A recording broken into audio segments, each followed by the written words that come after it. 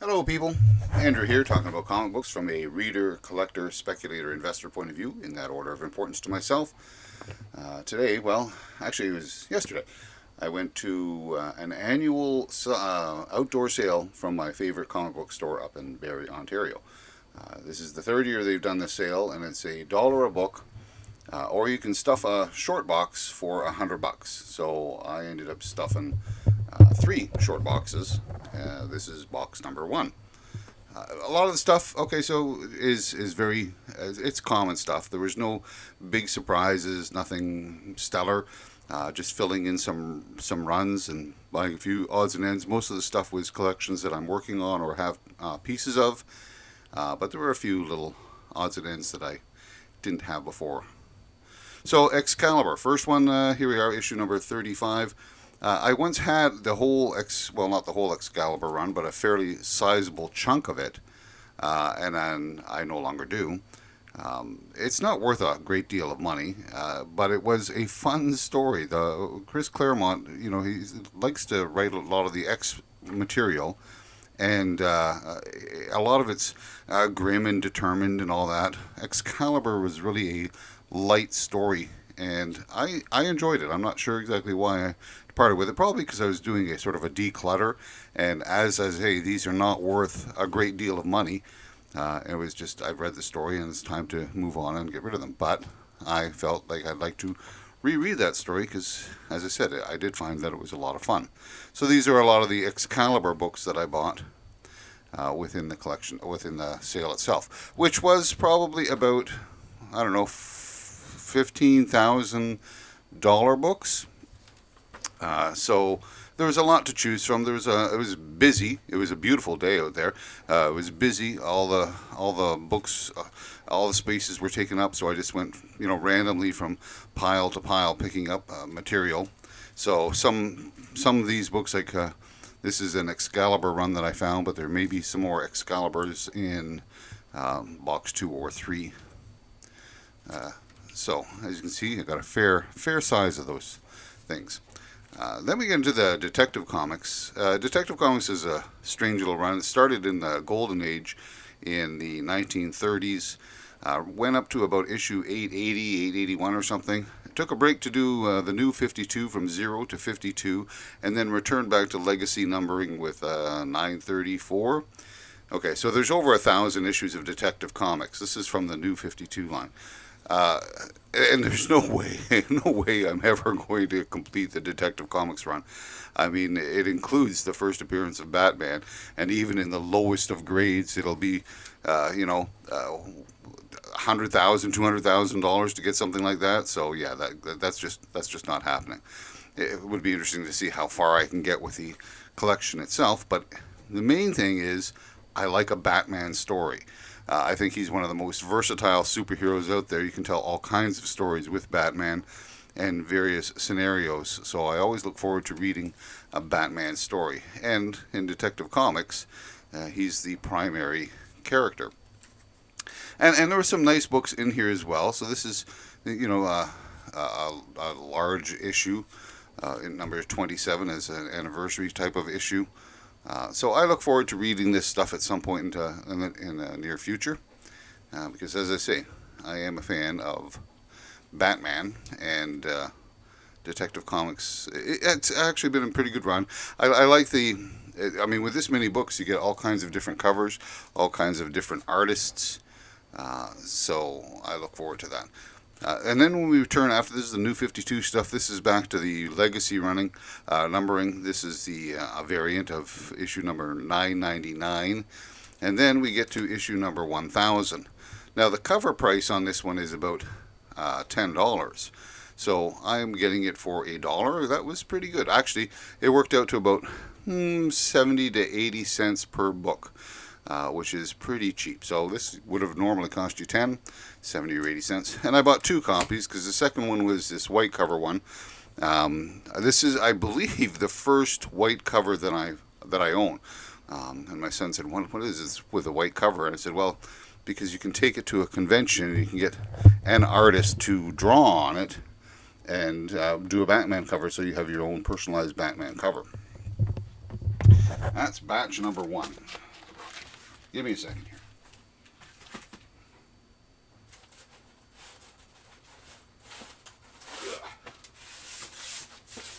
Yeah, I hear you. All right, batch number 2. It's all from that same box. Okay, so Iron Man.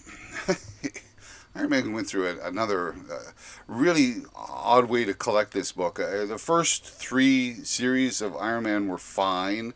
The first one that started in 68 and ran till issue 335, and then there was the 12-issue Heroes Reborn failed initiative, but there was 13 issues there, and then it started another third run. And beyond that, though, it's very difficult to keep track of on a regular basis. I lose track of where I am in various runs and various collections, because, as I say, it reboots at a number 1. Then it changes to not just Iron Man, but now it's Tony Stark Iron Man. And then it goes back to legacy numbering. It's not so easy for me to follow and track down. But nonetheless, I thought I would pick up some Iron Man books because they were there, and why not? He's not my favorite character, but I do like him enough that here I am buying a number of Iron Man books. Oh, I do want to get all of the Fear Itself stuff, so that was good to get that one. See, here we are now jumping up to issue number 512, written by Matt Fraction, so I'm looking forward to reading that. Could be interesting. There was one comment on one of these books, and we'll see it coming up, where it says that it was nominated for Best Series of the Year or whatever. So, looking forward to that. Now, you imagine that a lot of this stuff, Iron Man was popular because of the Avengers and because of the Iron Man movie. And this would have been around that period of time. So yeah, why not? Why not read a bunch of Iron Man? This is all, I'm not sure what volume it is, but we'll give it a read and see if it's any good. Still being written by Matt Fraction. And I know that he's a decent writer. Haven't read a ton of his material, but I'm looking forward to reading this sort of stuff. This was a weird little set. I had trouble tracking this one down. See up here, it's issue number 258.2, and I'm thinking, where does that fit into any of these runs? And it does and it doesn't. Issue 258 of his first series was Armor Wars 2. That was the part of the story. This is, I don't know if it's a continuation, a sidebar, but it's connected to that issue, number 258 of Armor Wars 2, and it's a 4-issue series. And they just named it 258.1 through .4. I managed to pick up 2 of those issues, .2 and .3. This is one of the Tony Stark Iron Man, issue number 12, I believe it is. Oh, that was it for that. Then we go to Green Arrow. I do like Green Arrow, particularly the Mike Grell run that started in the 80s. That's my favorite part of the Green Arrow. But being somewhat the completist and also liking the character, I will read other stuff. And he did a number of things too, going through various reboots and startups and what have you. And then when we get to the Green Arrow and Black Canary, this one confused me a little bit in itself, because this is the title of the book, Green Arrow and Black Canary, and that's, when you're trying to track it down, that's what you would find. And I like, again, Green Arrow, so I will read this stuff, see how it is. This is from, it looks like it's from December 2008. Connor Hawke, it looks like he's back, but that's good, but something's different. You'll notice here, this is called Green Arrow and Black Canary, and then over here with issue number 31, and actually it didn't change it, issue number 31, I'm not sure what issue changed that, it just became Green Arrow. So when I was going through this, it was confusing me a little bit as to what volume is this from. It's from 2010, and that was, the only one being released was the Green Arrow Black Canary run, so I checked it up, and yes, this is part of the Green Arrow Black Canary run. In fact, it's the last 2 issues of that run. So, New Mutants. This is volume 3. I've already got volume 1 pretty much complete, unless I want to get an original or a first printing of the 87 with cable, but I'm not so sure that I need that anymore or want that. So this is volume 3. I remember reading a couple of books from volume 3 and not being overly excited or impressed about it, despite the fact that I like a lot of the characters in the New Mutants. However, I got this sizable chunk when I was at the sale, and I thought, okay, well, in this many, I mean, sometimes when you read a series and you're reading it, spots here and there, in issue 12 here, and then you read issue 25 and 26 over here, and then you read 38, and then you're back down to 13. The storyline gets very confused, and it may be a better story when you put it all together. May not, but I'll give it the opportunity to do that.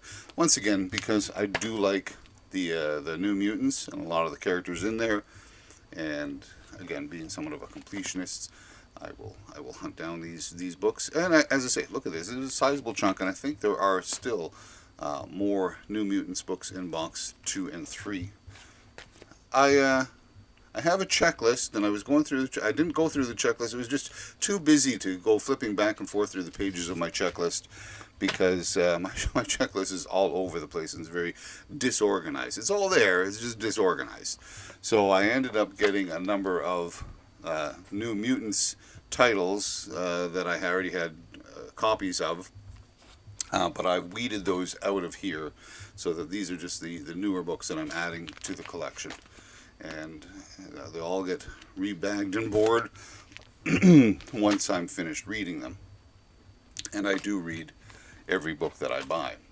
So another Fear Itself, as I said, really like the. I enjoyed the Fear Itself storyline. I mean, there's like 100 books attached to it, so it was interesting in that respect that everybody tied into this story. It wasn't like necessarily the world's greatest story, but it was decent enough that I'm interested in reading the whole thing if I can. So, as you see, a whole bunch of New Mutants material, all for about 70 or 80 cents a book. Oh, I missed one.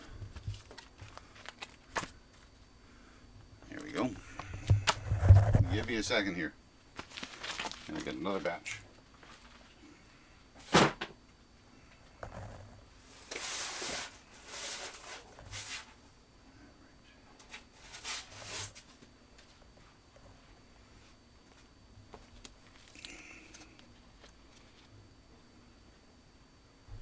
Another character that I've been buying a fair amount of, and actually it's been spread all over the place over the last couple of years, from the Bronze Age, the Copper Age, from the 80s, 90s, all over the place with Captain America. And again, I'm buying it all on the cheap.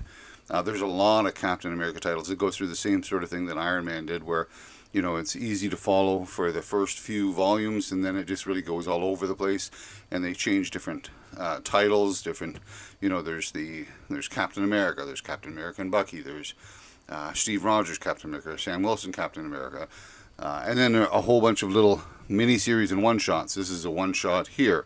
Again, a lot of this stuff I do know anything about, but because I read Captain America material, I'll read this. So, and it does legacy numbering as well, so we're up to 626. This is a Steve Rogers Captain America. This was his whole Hydra stuff. I can't remember the Spencer's first name. I don't know if it's Mike or Mark or something. I don't know. And the color series by Jeff Loeb and Tim Sale. This is done after the other 3 color series. This is issue number 0. I think I still need a couple for that. As you can see, this is a Sam Wilson Captain America. These are I have bits and pieces of all of these collections scattered all over the place. This is the latest Captain America, 2023 or 2024. I don't have much of this one, but again, this is great. Legacy numbering 759 on that one. So this is the fairly new material. So we'll take a look at this as well and see if it's any good. Straczynski's the writer, and he's a fairly decent writer, so you can look forward to reading some of that. I believe this is the last issue of this particular volume. I found also a bunch of Hulk. I think there's more in some other books, boxes as well. Again, another character that I've been reading a fair amount of and picking up a lot of books. I've even picked up some Silver Age books from the Hulk, from Tales to Astonish. Again, this is newer material, and Hulk did the same thing that Iron Man, Captain America, Thor, they all went through this, where they got to a point where they started releasing multiple titles with the Hulk. There's the Hulk, there's the Incredible Hulk, there's the Immortal Hulk, there's the series, there's Scar, Son of Hulk, there's a number of different things. This is one of the newer Hulks. This is the Incredible Hulk number 11, legacy numbering 792. So it's deep into the run. I'm always happy to get these later ones as well because the price tags on them are $4.99, $3.99, $4.99, $5.99, and I'm getting them for 70 or 80 cents, and they were just released within the last couple of years. Yeah, I'm down for that. So again, the Immortal Hulk, and it's got legacy numbering as well. So the Hulk, for the most part, the Hulk stories that I read, they're a lot of fun. Sometimes it misses out and you don't have such a great run or a great storyline, but overall, I think I've appreciated or enjoyed reading the Hulk. Look, this is what I'm talking about. I thought it was Iron Man, but it's actually the Hulk. Eisner Award nominee for Best Continuing Series, which says something. I mean, there's other people that truly enjoyed this story, this run, so I'm looking forward to reading it myself. Anybody that can recommend something that's worth me taking a look at, I'm going to take a look at. As I say, I do like the Hulk. I kind of liked him more when he was more brutish than anything else, but I can see how some people found certain limitations with that. But when he was the man monster, that's probably how I like the Hulk the most.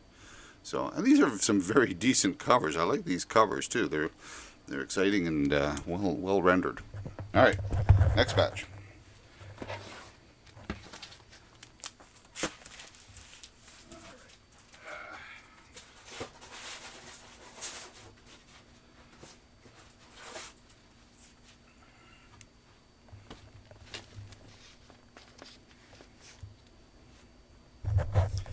Captain Marvel. Now, I was not going to be buying this series at all. I read the first Captain Marvel series from the 70s, much of it, not all of it. I still need to get some of the earlier issues on that one.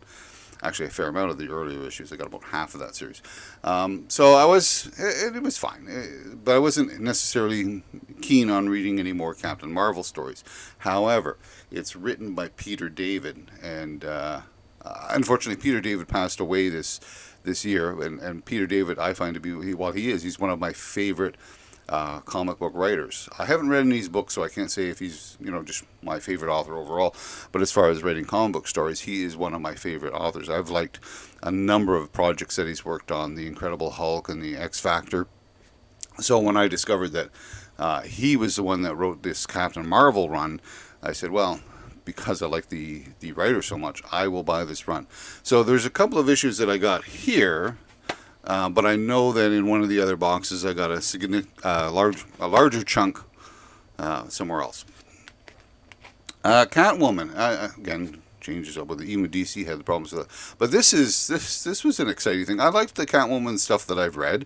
I do like Catwoman, and this one in particular because it's written by Ed Brubaker and illustrated by Paul Gulacy. That is a great combination. I like both the writer and the artist, and the artist is like one of my top artists. So to see them doing a Catwoman series is great. So I managed to pick up a number of these books, and Catwoman does have some sort of she's got a following for one, but there's also some books of hers that are worth a couple of extra dollars, mainly the ones that have the Adam Hughes covers. But as I say, I'm very happy to get a series written by Ed Brubaker and illustrated by Paul Gulacy. I do like the covers. I like the character. I see that the writer has changed, as is the artist. So we'll see if they can continue up with the storyline that Brubaker wrote. This is also, again, not quite the new 50. I'm not sure where this is. But again, Catwoman went through, a reboot and what have you. So this is, again, some of the later issues of Catwoman. And we'll give it a whirl because I think the character's decent. Now, I've weeded out all of the duplicates that I bought by mistake. These are the duplicates that I bought on purpose. Now, they're all in the dollar bin, so they're not going to be worth a great deal of money because I found them in a dollar bin. But there are people who collect strictly number one issues. So there's always a market for a number one issue, especially the further you go back in time. the more valuable that number one issue becomes, because there wasn't as many released on a monthly basis. So this is the first ongoing Excalibur series.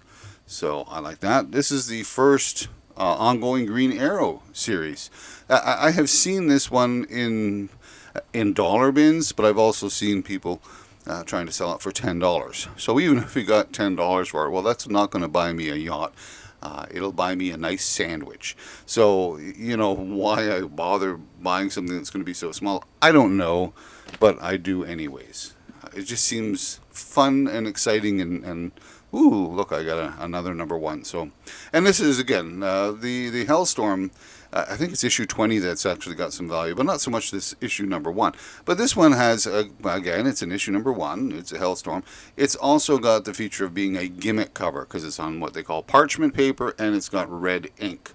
So, and there are people that collect, you know, the gimmick comics. This is the first issue of Iron Man from his third series. The first issue of Avengers: The Initiative. I think it's there's a couple of really minor characters that make their first appearance here. And then I found a copy of the latest of Dazzler. Now, I think this is just a 4-issue set. So I got issues number 1 and 2, but it's relatively recent. I don't know if it's going to continue on beyond that, but I like Dazzler enough to just curious to see what's going on there. All right, one more batch, and then we're done with this box. Get out of the way. Coming through.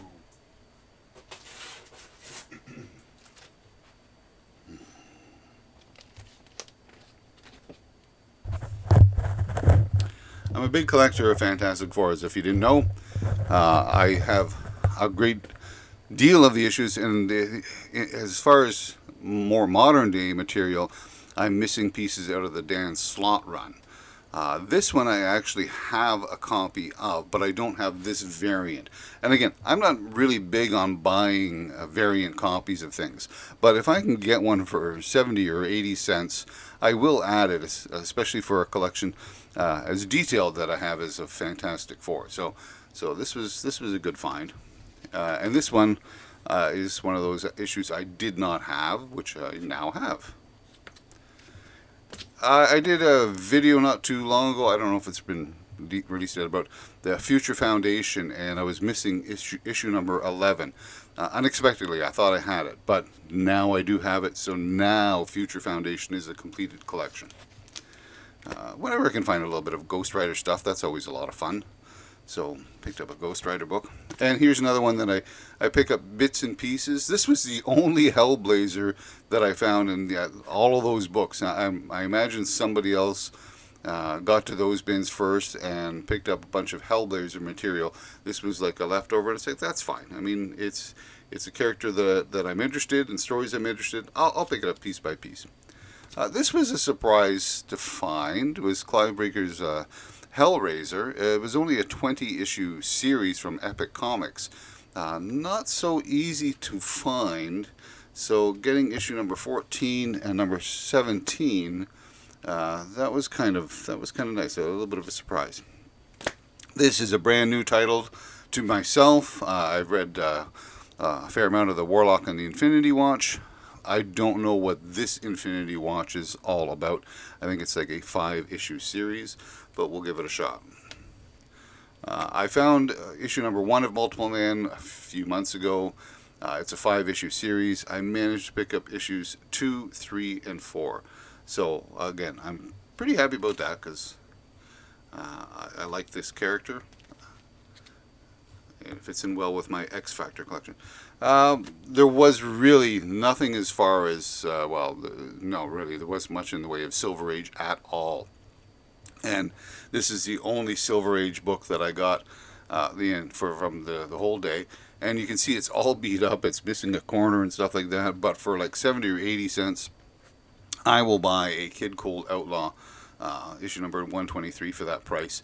This is my first Kid Cold Outlaw book. There's like 229 in the series, and it started in 1948.